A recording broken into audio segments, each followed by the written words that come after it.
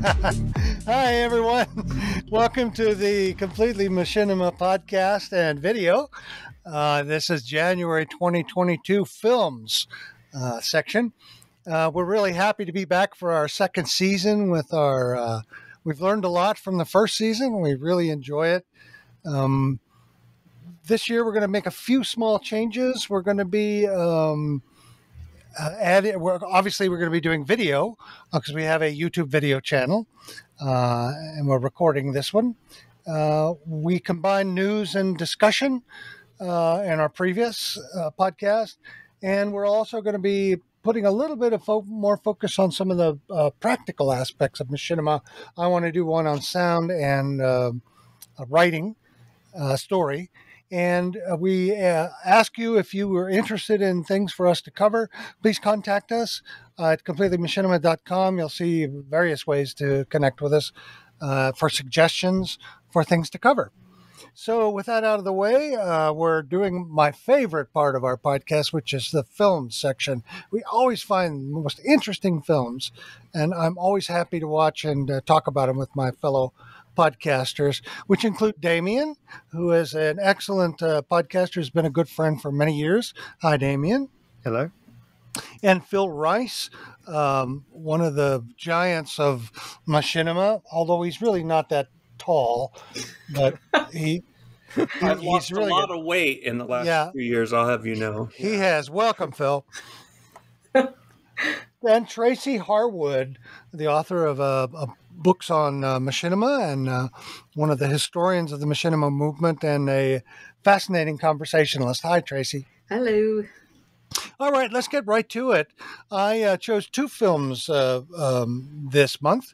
Gorak's Guide to World of Warcraft Classic, the 3-year anniversary. Gorak has had a long series of machinima to create in World of Warcraft. I happened to pick up this 3-year anniversary, and I thought it was just marvelous. It shows how smart writing, smart editing, and careful cinematography can come together to create a very funny episode. I usually don't care for World of Warcraft machinima. I'm not sure why. It's just a personal preference, but boy, I sure like this one. What did you guys think? I thought that this was the least World of Warcraft machinima I've ever seen. By that I mean, it didn't matter that I don't have like a heartfelt connection to WoW and that I didn't play it. This was just a really good cartoon. You know what I'm saying? Like, yeah. And I don't mean cartoon in the dismissive or derogatory way. I mean that this was about, you know, this character and these very wonderfully timed animations. My favorite segment of the whole thing is the opening where the character is there reading this paper and something's going on around him, and just the timing. And they just carefully crafted little movements and you know, jerky at times, but playing it for humor. It's just wonderful. Like I didn't care what it was made with. I was like, in any engine, that is some real craft and skill being shown there. And yeah, it was extremely effective. Loved it. Yeah. Well, I mean, it's clearly an in-game celebration, like so many others, on the end of a kind of the era of WoW Classic and the beginning of this new version of the game Burning Crusade. So it's kind of a commentary on that as well, and an homage really to classic WoW and the values, and I suppose really the character is reflecting on what is an orc going to do next? In this case, taking a holiday seems to be far more interesting than battling the Horde, and I thought that was very well done. So yeah. Enjoyed it. Yeah, Damien? I came away with two thoughts on this. One was, how did they actually make it? Because it looks like something that, obviously it's got the orc character, and it looks like World of Warcraft, the actual visuals to it. But I don't know how they actually animated the character to do I those wondered the things. same thing, Damien. Yeah, it does. It looks it because it's so detailed. That's not something you typically see in a WoW Machinima. It's just No, not no. because they're limited to what they can get those characters to do. So yeah, I'm curious about that. Yeah, and the other thing which I really enjoyed was it's kind of a nostalgic thing with it because it's the kind of machinima that you'd expect to be made about 10 years ago. Yes, A bit like the Star Wars one I chose last month, the Christmas one. It's kind of got that same sort of feel to it. Yeah. Not the Christmas theme or Star Wars theme, but just the style of the way it's made and the humour of it. And I really enjoyed that too because you don't see too many of those. At least I don't come across too many machinima films like that anymore. Yeah, So, I agree. I chose it, well, because it's entertaining, but also it fits a theme that I'm going to be looking at through 2022, which is the combination of content and form, the production and the story. The story of this thing perfectly fit the production values and the editing. In fact, that was the spine of the whole thing, and it made it even funnier because the dialogue was just so witty. So much of comedy, not just in machinima, but in general culture, in general, it tends to be towards the sophomoric, and it plays to the sort of, I don't know, younger age where a fart joke is still funny.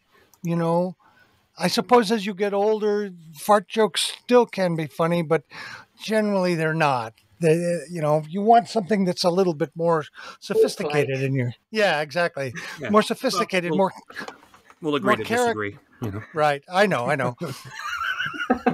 that big fart joke in Obit was really great when they're at the funeral and there's this long, slow exhalation. Yeah, I just was hilarious. But that's my problem with comedy in general. It's just that it just goes to the sophomoric and the lowest common denominator. Now, some people, that's fine, but I have a trouble with it. And so I was delighted to come across such an interesting short film that was funny and witty. It used language. It had great expressive animation. And I'm curious, I'll do a little effort to see if I can find out more about how they actually did the animation on that, because I was curious too. Okay, my second film is a full-length film shot in Grand Theft Auto. It's a horror film, and it's called Confined.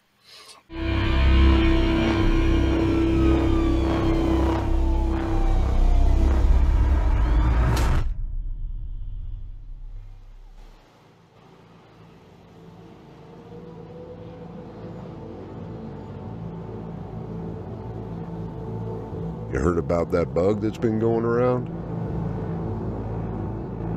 People are getting sick. Doctor's been warning folks to be extra careful.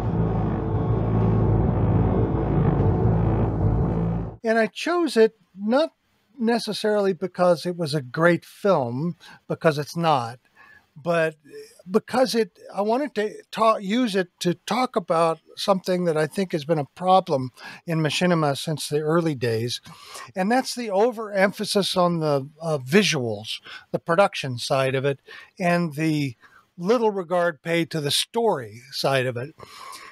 Confined is a perfect example of that, in which there's these vast and occasionally quite beautiful poetic scenes shot in Grand Theft Auto. And it's more of a country scenario, a country landscape than a city urban landscape. And the filmmaker obviously is a very skilled and talented filmmaker in terms of how to use the camera, how to create shots, how to transition from one shot to the other. But the story is just so anemic. It's so derivative, and it takes so long to get, the pacing is so slow to get to the next shot. It's the kind of thing where the filmmaker was really into their shot. They just really liked that shot, and so they wanted to hold on to it. And because they didn't feel any obligation to get that story down right, they just kept it running and going and going. So although I found parts of it quite beautiful and quite interesting, once you get past about the 10-minute mark, it's skip time to the end. But I wanted to share this film with you to get your reactions about some of my comments and also the film in general. What did you guys think? I thought it was a visually very stunning film to look at, especially this an early shot where they're on the top of the hill and there's the sun and you just see the silhouettes. And there's shots like that, that's very impressive work. One of the things I actually enjoyed was Grand Theft Auto is obviously a game about car chases and crime and all this kind of stuff. So taking a game that's about that and then telling a horror story, it's got nothing to do with the crime or car chases. I thought it was a very interesting choice because it works. It's got the real modern setting, but you're telling a story that the game isn't really designed for. But I find that interesting because you're taking something it's not designed for and turning it around to do something completely different with it. And I enjoy seeing films like that. But yeah, I did find that the story is a bit slow. Slow. To be honest, to me, the beginning part of it was just a series of stills vignettes. Is that the right sort of description of them? And there were kind of like 3 threads being told simultaneously. There was this, with almost no connection between them for me. There was this verbal thread being spoken between the 2 main characters. Then this car chase and shooting, which seemed to bear no connection to the characters, other than I think the roles that they were playing. The character types that they were playing. There was no connection between the visuals and what they were saying there. And then this other thread was to do with the music and the duskiness that you saw, which also didn't seem to connect with any of the other 2 things. So I struggled a little bit to see where it was going at the beginning. And then at around 8 minutes, 16 seconds, you finally got a credit, which was the title, which was a bit, really? And then it sort of slips into this psychiatric consultation process, which didn't bear any resemblance to any of those 3 threads, which was a little bit odd. And then I had to keep watching it because I was thinking, well, it must make a point somewhere. Because, the whole thing was about setting a tone for something evil. And it never really got there for me. It never really, it didn't do anything. It just, there was never any latching onto anything evil. So we never really find out what that was or how it happened or why it happened. So I never really got much of an understanding of it. And then there were some vague references to the pandemic, but I think the images that you saw of rats running were maybe linking that to the bubonic plague, perhaps. And then there was dead bodies everywhere and a bit of warring. So there was a whole kind of metaphoric thing about being confined and what might happen as a consequence of a pandemic. But there wasn't really a story. So there were no characters that you could really latch onto. The images, tension. Not really. It just didn't go anywhere. The images were, in the end, dull, and the music haunting, but never really revealed anything for me. So yes, I get your point about what's the story. I don't know. Yeah, I got the impression watching this that the director has seen a lot of this stuff, has seen a lot of the movies and TV shows that we have, where we see some of these techniques executed to varying degrees of success, but generally on a professional level, more often than not, they're doing it right, if you know what I mean. By right, I simply mean that it's effective. So we've seen movies and TV shows where there's multi-threads that, but there's a certain way of executing that to where, okay, at first maybe the viewer's a little confused, but then you resolve that and you realize how they're connected. Some movies, they wait till late in the movie to do it, and some do it within, a 10 or 15 minute span or whatever. But we've seen that, and we've seen it done, we've seen it done well.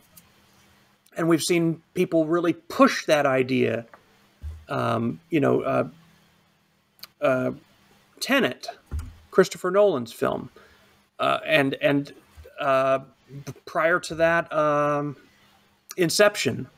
That's like taking it to the extreme degrees, or some of the stuff that Tarantino did in his movies, where time is distorted and there's different threads going on. You don't see how they all connect and stuff like that. Those are masters of that, I think. Whatever you think of them individually as people, but they're good at that. That's taking it. That's like the ultimate jazz musician version of messing around with multi-threads. But we've seen that, and it's like I got the feeling that the filmmaker has seen the surface of that, the end result of that, and wanted to try to imitate that, but didn't really understand the very, very complex underpinnings that have to be done for that to work for the viewer, So the end result is it's kind of a form that we recognize, but it's confusing instead of enlightening, instead of intriguing or enlightening, right? Yeah. So that's the impression that I got a few different times in this movie, was that this was reaching towards imitation of that, but not fully understanding exactly all the work that goes into something like that. We talked. So one of you mentioned at some point that there was, I think Tracy, where you mentioned that there's a point where some of the dialogue was vaguely referencing something, right, but not really being clear. You vaguely referenced the pandemic, I think, or whatever. Yeah. And people underestimate the challenge of doing ambiguity in a way that doesn't just tick off the viewer. Yep. Ambiguity can be very powerful, and you can get away with not answering all the questions, but it's a skill. It's not just, there's a fine line between artful ambiguity and just being a bad communicator. Yeah. And that's not just true in films. That's true in talking to a person, There's sometimes, if you ever talk to someone who just doesn't seem to really know how to use words right, it's not about whether they know the language or whatever. They just haven't really. There's thoughtful communication where you're thinking about the fact that there's different ways to interpret different words, and I have to account for that in my speech if I'm going to be understood, or I have to be prepared for some back and forth to clarify that and all that. And so once again, the idea of let's just ambiguously refer to these things. But when that's done right, it's with skill. There's a lot of work that you do to make the viewer okay with that ambiguity, because ambiguity is very uncomfortable. We don't like being told only. You ever see? Do any of you know someone on Facebook who is that person who will come on and post and say, "Well, my day really sucks." And then like, please ask me why, somebody. It's kind of, that's like the metaphor of it. When you're being ambiguous without artfulness, without skill. And I'm not saying the director doesn't have skill, doesn't have artfulness. I'm just saying that the execution in this, there's some homework underneath those techniques that make them work right. And I feel like that it wasn't there. And maybe it's just a young filmmaker, young to filmmaking. That's completely understandable. But looking at why didn't this connect as well as it should have, that's probably why. And this is not easy stuff. Yeah, well put. Telling stories is not easy. I wanted to say that I didn't choose this film for us to bash it. Right. No. That was not my point.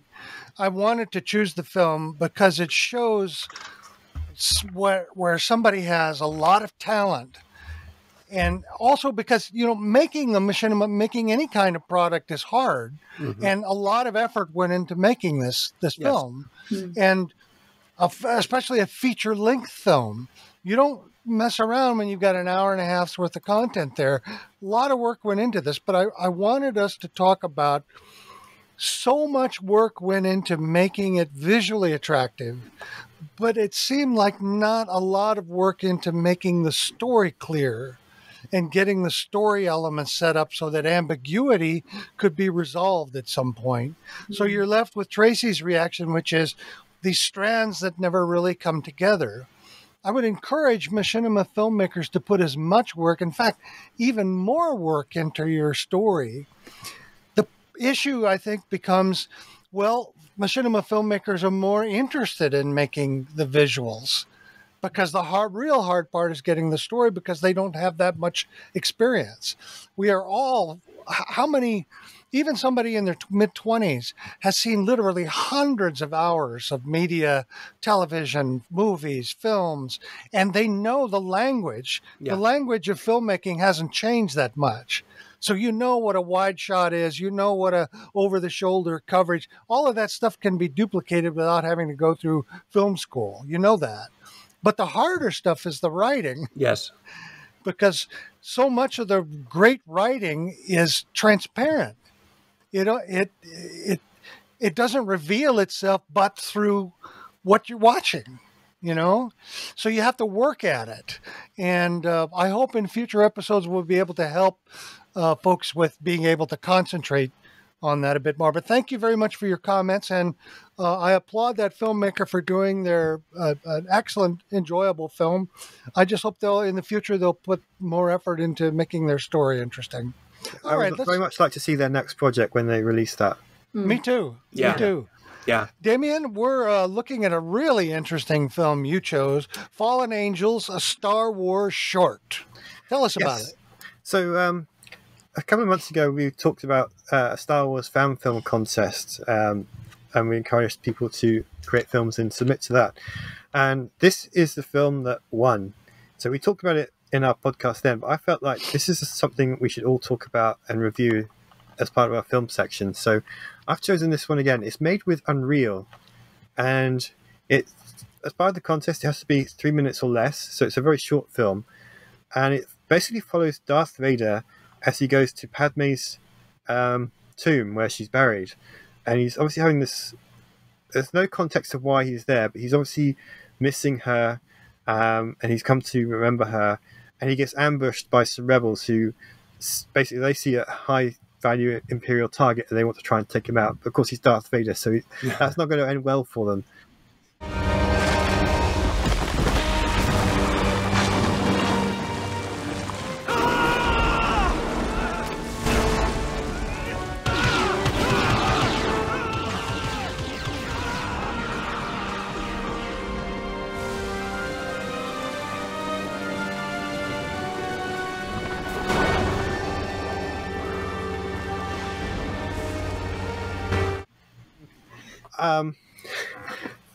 I was just so impressed by all of the visuals of it, because it looks stunning, but not just the fact that it is graphically impressive, but the facial animation. Like Darth Vader takes his helmet off and you can see his face, and he doesn't say a word, but you can see the feelings that he's experiencing. Very expressive. In the way and a lot of time has been spent just getting that just right.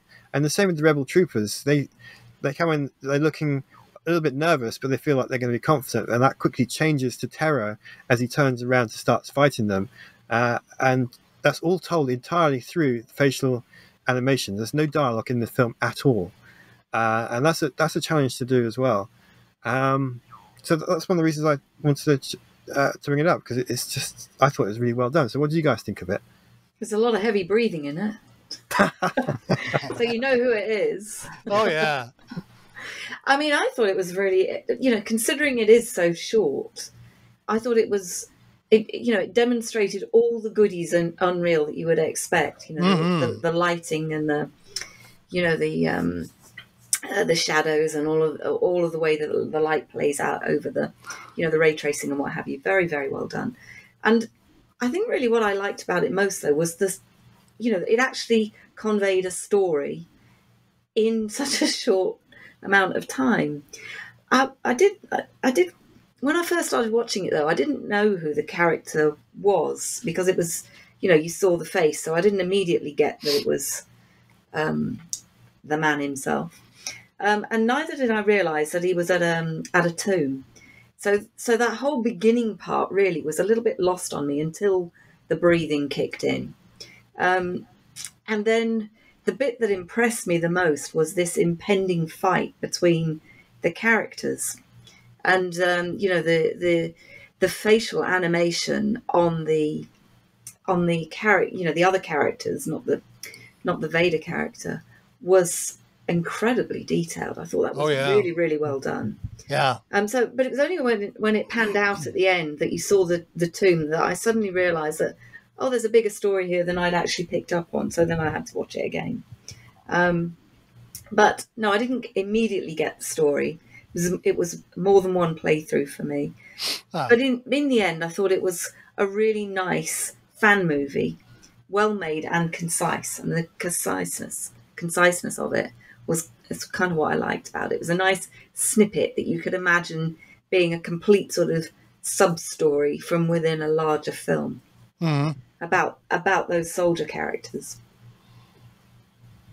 I thought it was absolutely brilliant. The first, I watched it twice as well, Tracy, but that's because the first time that I watched it, I assumed that it was that someone had just edited together games cinematics from Star Wars games, like the pre-rendered type of footage, that would be higher quality than the game itself. And so I was watching it oh, okay, well, that's good editing. That's neat. I wonder which games this was pulled from, because I haven't played any of the modern Star Wars games. It was so good that I just assumed, okay, so this is professional footage someone's edited together, and then I started watching the credits. I was like, wait, what? And then I read your comment on the board of what this was, and I thought, oh, holy crap, and then watched it again. I mean, it's just really, what a well-deserved win for this person. Absolutely. Just beautiful. I don't know if he had to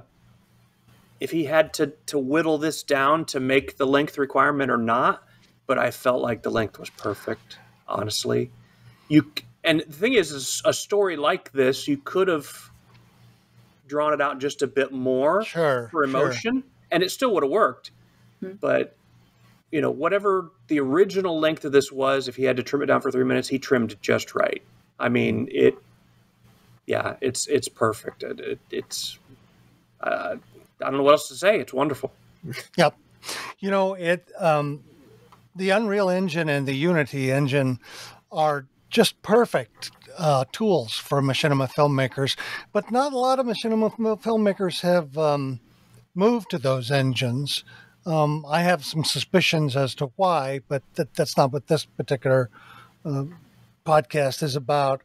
But this film shows you what can be done in machinima with skill, with being able to correctly. This film had all of the visuals that Confined had, and yet the story was just as good without dialogue, to the point that you believe it. You don't move in and out of your belief of the story you're watching, and you start imagining things inside. For example, when Darth Vader realizes that that these people are here to kill him, and they're interrupting his silent moment, grieving or whatever it is, in my imagination, he was annoyed when he turned around. Yeah. Now, if you watch it 100 times and you ask the filmmakers, I'll bet you they didn't animate annoyance in there. You know what I mean? Yeah. I read into it because that film drew me into it. And the early part, when he sets that down and he takes off, it's pretty clear that when he takes off his helmet, he's making himself more vulnerable.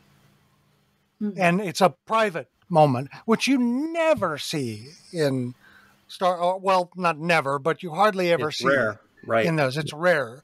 So what the film did is it suggested stories beyond the story that it was telling. Yeah. You know what I mean? Yes. So when that happens, somebody has got their story elements down right.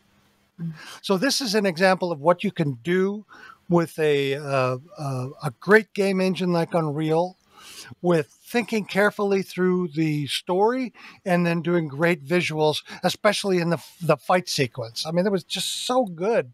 You could see him just toying with those people. You know, that sadism that comes out in that character when it comes out. It was magnificent. A really great choice. No wonder they won the award. Yeah.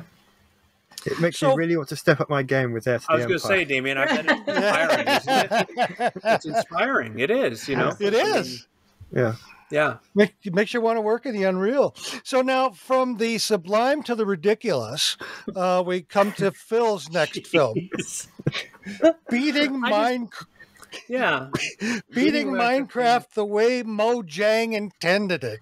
Now that's a mouthful, Phil. Tell us all about that. This was just me having fun this time. I couldn't find a serious story pick or a true machinima film that I wanted to feature this month. But so this is kind of a let's play.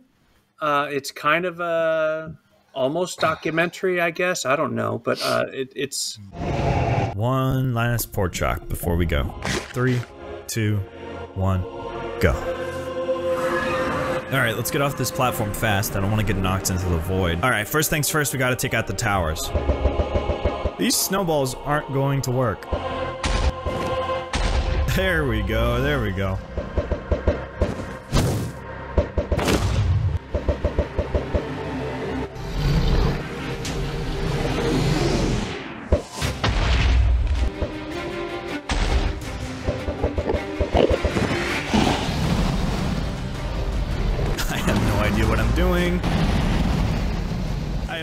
What I'm doing. Basically, the premise is that Minecraft. We've mentioned many times. It's been around a long time. It's evolved over the years. It's a sandbox game. There are certain things that you can do to achieve certain things in the game, but ultimately, it's as open world as things get. You know, and this very experienced Minecraft player decided to pick up one of those game guides, the books that are published for games that are popular like this, of how to play and how to beat this game, how to win. And so the premise is that he sets off to the premise is that what that book recommends is not at all what experienced players end up doing with their time in the game. So often is the case. So he found it an interesting challenge to try and follow along with that. And that in itself is for someone who plays Minecraft is probably is entertaining. But what really impressed me about this was the comedic style he brought to his editing, in particular, to the delivery of the narration, vocal, these kind of very frenetic changes in emotion as different things happen. And when it's something that he has to slog through and do a bunch of stuff, it's just these real quick edits of, he's going to harvest some sheep to collect some wool. And it's just, and I found myself really chuckling at it and enjoying it. And I play the game when I can and love it. So it was particularly entertaining for me because there's some references there that might not make a whole lot of sense if you've never played Minecraft. But overall, it's just a fun jaunt through several kind of core aspects of the game that someone playing it does encounter. So I don't know how it translates to someone who's never played Minecraft. There's probably a lot that's confusing there, but for someone who has played quite a bit, I found that I was able to follow what he was, referring to or being sarcastic about and all that. So I'm curious. I don't think any of you play Minecraft as much as I do, or at all. So not at all. How it? No, I've never played Minecraft, and I enjoyed the film very much, with some reservations, of course. But I agree with you. He was very witty. he has a really nice editing style. That Let's Play quality makes you interested in the game, and it's like, oh wow, I didn't know you could do that. That's pretty cool. I mean, obviously he's gearing towards a younger audience because he uses the flatulence jokes and bits and stuff here and there. But that's so what? That's fine. I found myself laughing and smiling my way through it and wanting to see more stuff by this person.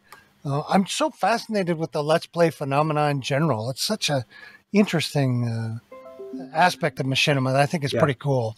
Thanks for choosing it. Yeah, you bet. I think I realised, stupid as this sounds, I kind of realised why it's called Minecraft for the first time. Can you believe it? So I actually felt a bit stupid watching it because I'd never actually twigged it, because everybody always builds stuff in it. I'd never connected with the fact that it is actually about mining. Who would have guessed? Anyway, so who would have guessed? Yeah, quite. That said, I've never really been a massive fan of Let's Plays, but what came over with this particular video is this guy is clearly having a lot of fun. In actual fact, it's more of like an instructional. Would you call it a tutorial, instructional video? Yeah, just about. Yeah, it's almost that, isn't it? Almost, except he's basically saying don't buy these stupid books because they bear no resemblance to actually playing the game.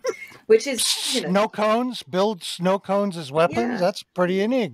It's but the other thing it kind of reminded me of, except it almost wasn't that either, is more of a speed run without any notion of what a speed run is. And I think the thing that I must sort of comment on though is the fact that the really, the most fascinating thing about this for me also was the speed at which this guy has gathered his community on YouTube. 627,000 followers. Wow. In under a year. Under a year. Wow. And he's also been on Twitch and he's also been on TikTok, and he's got nowhere near that number of followers. So, this guy's got something that clearly the Minecrafters really tack into. And I'm not really massively sure about what it is, because his other videos are very similar to this one. Yes. It's kind of instructional, Let's Play, speedrunny type things. So, yeah, interesting. Very interesting.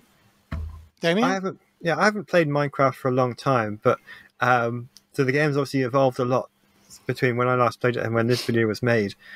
But I think, like all of you, I really enjoyed it. I had a good laugh watching it through. I thought his timing with his comedy was perfect. It's something we talk about quite a lot when we were discussing comedy videos. It's getting it right is just so difficult, and he's got it perfectly with the way he fast cuts, because it'd be so easy to get it wrong and make a very boring video.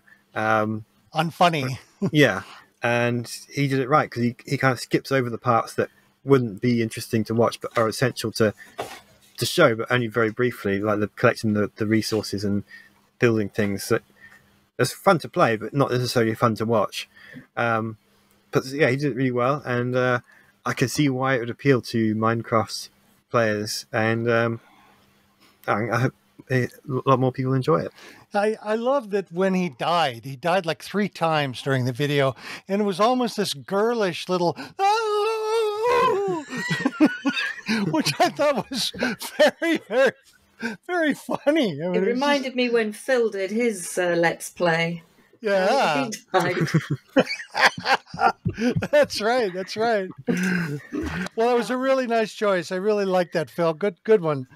You made up for the last December choice. Good job. Tracy, now you had a short comment you wanted to make about the Matrix Machinima, and then we'll go into Second Life Stomol by Huckleberry Hucks. Machinima. Yeah, well, I mean, I really enjoyed the Matrix Awakens video. Well, I think it was a Machinima, basically, that they released at the same time as the Game Awards announcement of the the Unreal 5 experience. So basically that is a machinima that has been captured, I think, using PlayStation 5. I think is what they said in the actual video. So it's basically a machinima that they've edited together. See you soon.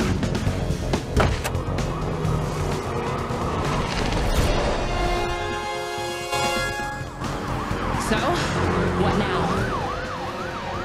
Haven't you ever watched a movie before?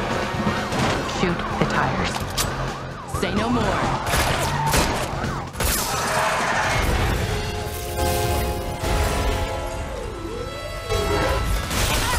Keep them off us. You drive. I'll shoot.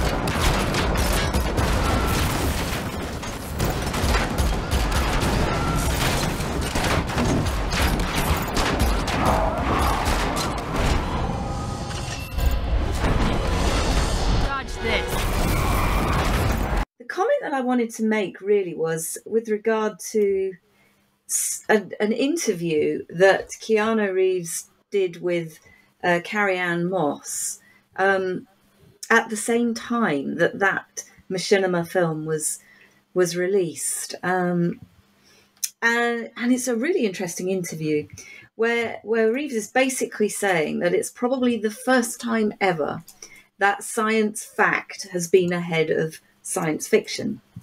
And he raises this kind of fascinating point that because the Unreal experience is so realistic, it's now almost impossible to tell what's the difference between real and virtual. And he sort of makes the point, not in as many words, but he gets to this sort of point of sort of saying, are we now at the limits of creativity with motion capture and virtuality tools? I think it's a really kind of fascinating thing to reflect on. And I would guess, given that, you know, we've commented on this a lot in the recent films that we've reviewed over the last few months, really, where motion capture is being used with facial animation, and the quality of the animation and the detail on the skin of the characters that are being used is so detailed and so lifelike that possibly at skin level, that kind of comment about, you know, are we at the limits of creativity is possibly quite, you know, it's probably quite accurate. But maybe what we've got is more detail to come at maybe the micro or the macro levels. So, you know, maybe Right. that's where the hole is. But I don't know. What do you guys think before I talk about Stomol? Well, I think whenever somebody says we've reached the limit, especially when it comes to art or creativity, I'm always dubious of those sorts of comments because somebody can imagine something next week that Exactly. is completely different. Yes. Absolutely. Human imagination always trumps philosophy. But I think you're right. There is something interesting in that, and we might be at a crux of technology and art that is going to put us in new directions. So I think you're right. I think there's something very interesting about that comment. Yeah, it kind of fascinated me, and it's sort of something I've been thinking on a little bit in my work as well, as to where this is next going, and we'll have to sort of see as the Well, months unfold. Phil would comment that, you know, the adult industry is going to be taking the notion of virtual reality to areas that are unimaginable. It's funny that Keanu Reeves did exactly the same in that interview. We'll include the show link, but it's a fascinating interview. Okay. Where basically he is talking about that very same thing, Phil. Who'd have thought you'd have been on the same page, eh? Hey, money motivates people. Whoa.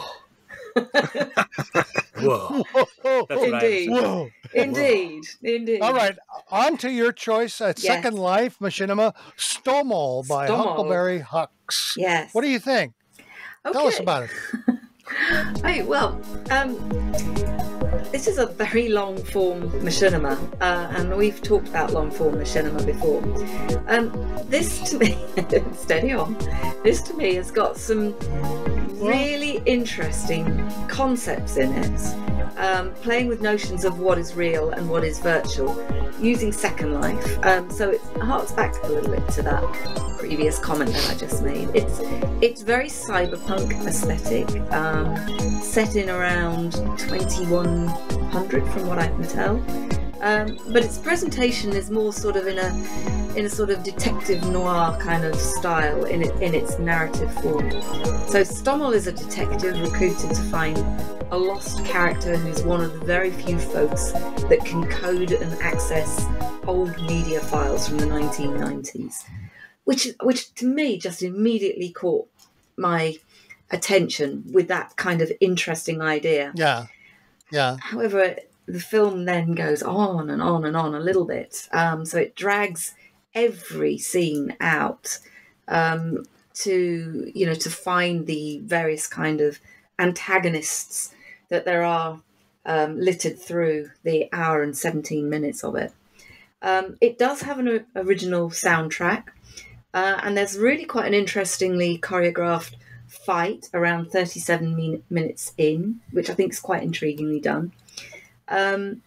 Like I said, overall, I thought there were some great concepts. It had really good potential.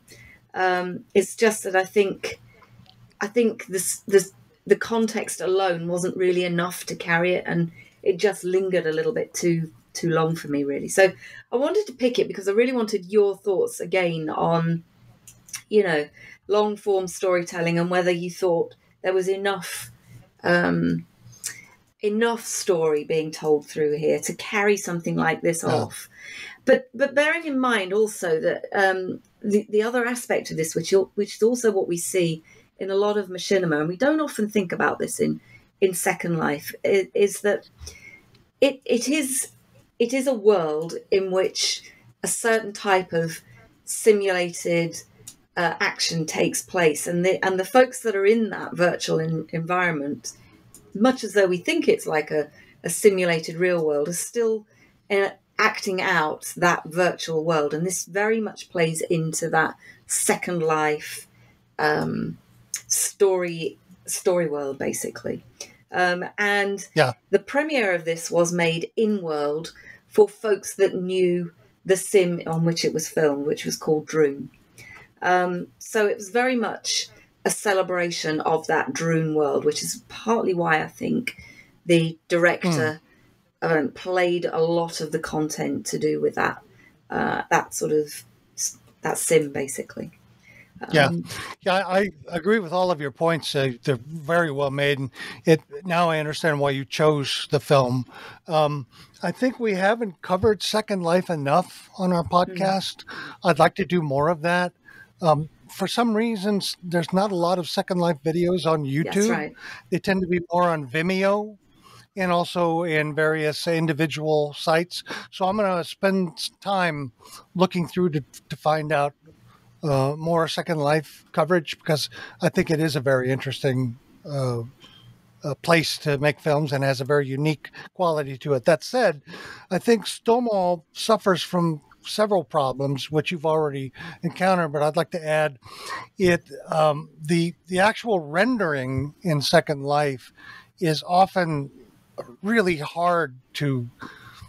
It's really hard to get the rendering quality high in Second Life, so you occasionally will get this muddy look, and unfortunately, the whether it's their original renderer or whether they re-rendered it to create the film, it tended to be somewhat muddy. And because there's no real ability to create, there is, but it's very hard, and most people don't do it, to create original lighting in scenes. You have this sort of generalized lighting all the way through it. For example, if we look back at Fallen Angel, the Star Wars short, lighting was used to high success to emphasize that personal moment at the beginning and other areas. In this Second Life video, the only lighting that was used was the lighting that was in that set. And that hurts it as well, because that makes all of the scenes the same. Yeah. Unless there's some varied lighting in a particular set. So if you choose a long form story, you have to have enough variety to keep people interested all the way through it.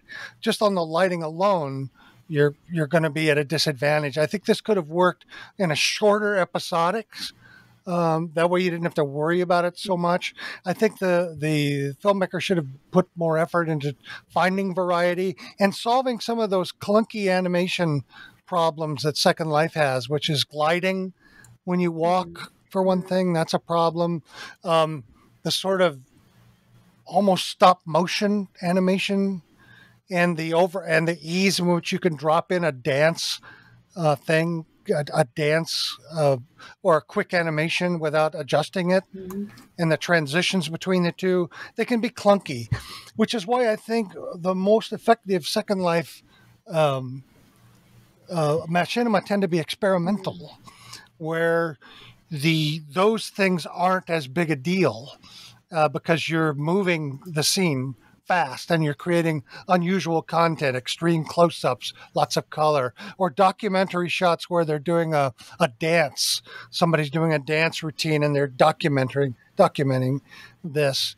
So I think there were real problems. I lasted about 18 minutes into it and then went on and skipped all the way through it. But what I saw,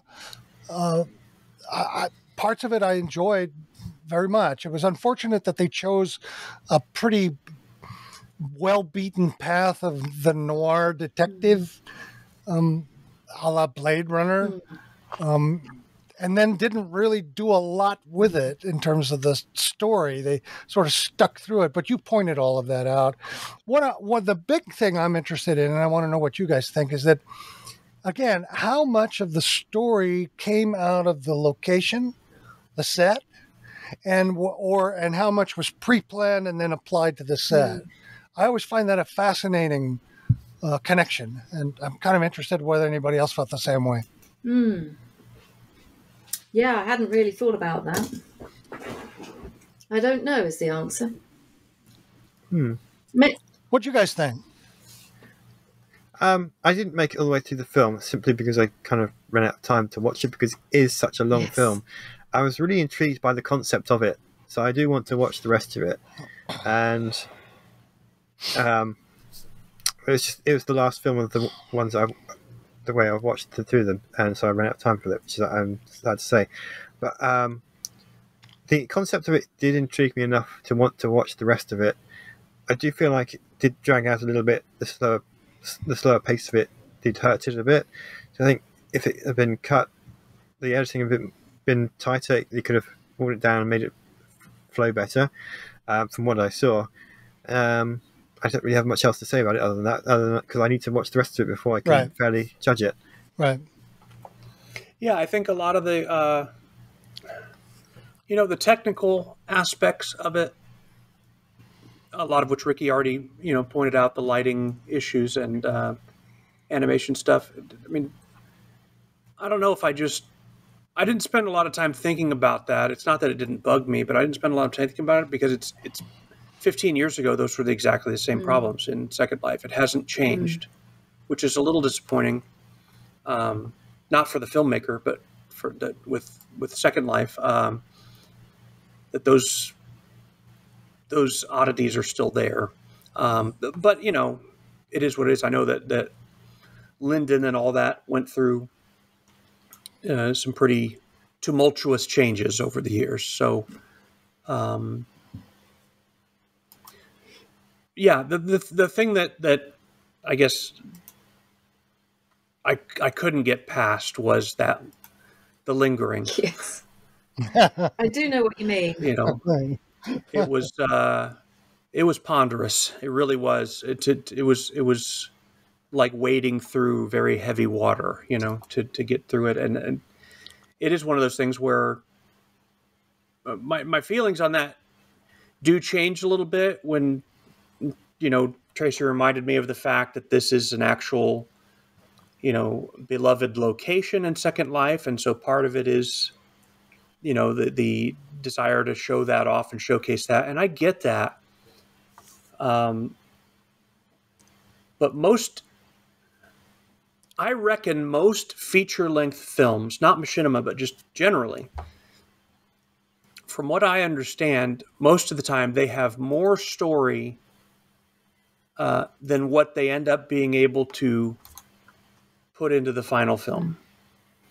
there's stuff that ends, that's why every DVD release has deleted scenes and things like that, where it's like, these were maybe in the director's cut of the film, but ultimately someone went in with an editor's eye and said, we need to optimize this a bit more, so we got to take this scene out, and this scene later only makes sense because of that scene, so we got to remove that too, Sometimes entire, bit part actors end up, none of their stuff's used because they were all in those auxiliary scenes, and those are the kinds of problems that feature films tend to have, which is, boy, I'd love to tell even more story here, but we've got to optimize this down. And this film felt like it had the opposite problem. I don't mean that. That sounds mean, and I don't mean it as mean as it sounds, but it's like there wasn't enough story to fill a feature-length film here. And so there's this stretchiness that happens to the scene. And I don't know if the motivation was, that it's part visual documentary of a virtual world location, or if it was just someone thought, well, a feature-length film is about 90 to 120 minutes, so we better make sure it's...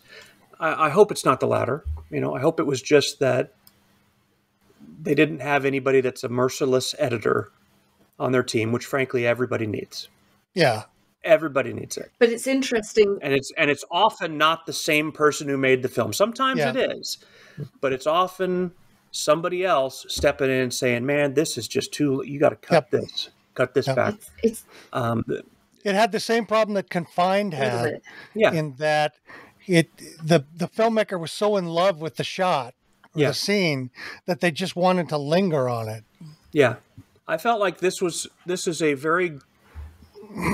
be a very interesting, if a little bit derivative. You're right, Ricky. The noir thing was just a little noir / Blade Runner, like you said, was just a little bit too familiar, but. This would have been a very decent 40-minute story. Yeah, it's interesting that it's an hour 17, or yeah. So it's just too much stretch, I think.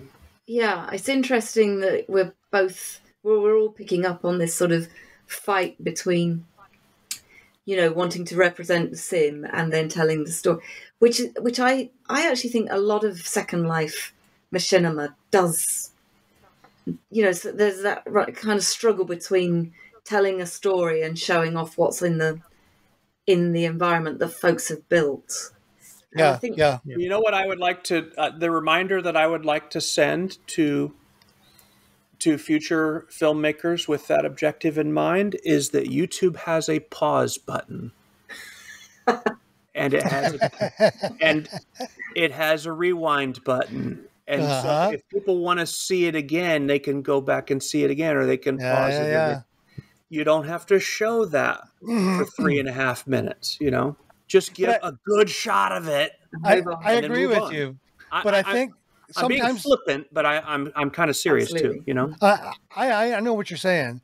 But I think sometimes Second Life can be a kind of a closed community, in that the filmmaker knows that the people who are coming to see it are people who really like that sim or who work in that sim.